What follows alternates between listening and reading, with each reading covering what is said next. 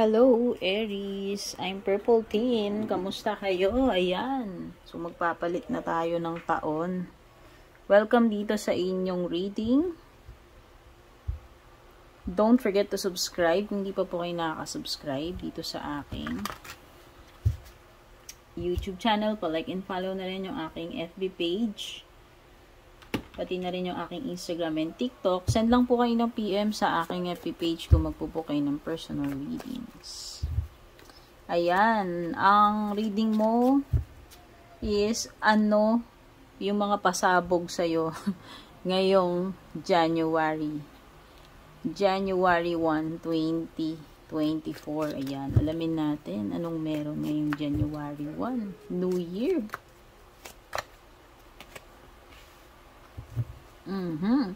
Napakagandang simula ng 2024 January 1 para sa iyo, Aries, kasi merong sincere wish daw na ipagkakaloob sa iyo. Ayan, mukhang may matutupad kang wish itong January 1. So, sa tingin ko, kung meron man mga ano dito, parang gap na dapat i-fill, no? At least etong January 1 mafi-feel mo na mapupunuan yun, no? Halimbawa, if you are feeling na merong something kulang sa iyo, ayan, at least ayan, no, kasi nga magkaka-wish come true ka itong January 1.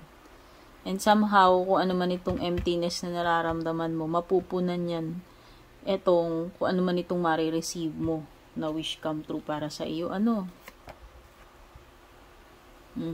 So, merong important, important matters regarding an old man, relative mo man ito o hindi. And also, a special bonding moment with your BFF. Ayan, kung sino man itong friend mo na malapit sa iyo.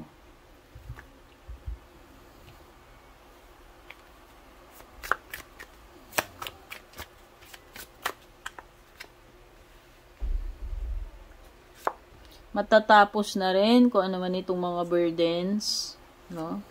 Halimbawa, tambak yung labada mo, o matatapos na yan itong January 1. Basta may kung ano man itong mga hassle na to, emptiness, kagaya ng binabanggit dito, or kung ano man itong mga nagbibigay sa iyo ng stress, or mga pasakit, ayan, yan yung mag-i-end. May mag-i-end itong January 1. O diba, sabi ko sa iyo, sincere wish will be granted by the stars, sinasabi. Kaya nga, don't lose hope, no? Maging positive ka lang, kasi possible nga itong January 1, mafe-feel mo talaga na yung wish mo parang natupad na, or talagang ipagkakaloob sa iyo. And by the way, pwedeng merong Aquarius energy. Meron ding Taurus, Virgo, Capricorn energy. This is fast approaching, Aries, kung ano man ito. Napakabilis na nung pagdating nito sa iyo. Yun yung nafe-feel ko with the Knight of Pentacles. No? Mabilis nang ina-approach ka netong magandang bagay na to. At mukhang may kinalaman din siya. Pwedeng connected siya sa sa pera or sa career mo. Mabilis nang yung darating sa iyo.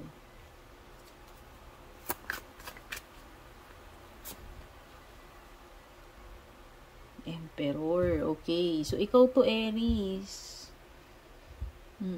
Pwedeng yung iba sa inyo, you will be such in a good position. Magiging maganda na yung kalagayan nyo dito. Yun yung nafe-feel ko. Pwedeng changes yung paparating sa iyo, and it's fast approaching you. So, kung siswertihin ka man sa pera, if this is a good news about your career, business, o sa pera, mukhang malapit na yan. At mukha nga yun yung wish na marireceive mo. So, kung promotion to, pwedeng promotion. Okay? Basta may improvement dito ng sitwasyon mo. Yun yung nakikita ko dito.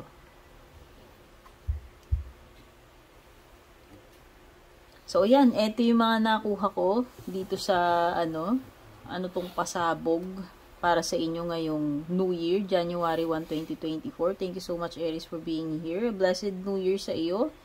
Take care and God bless.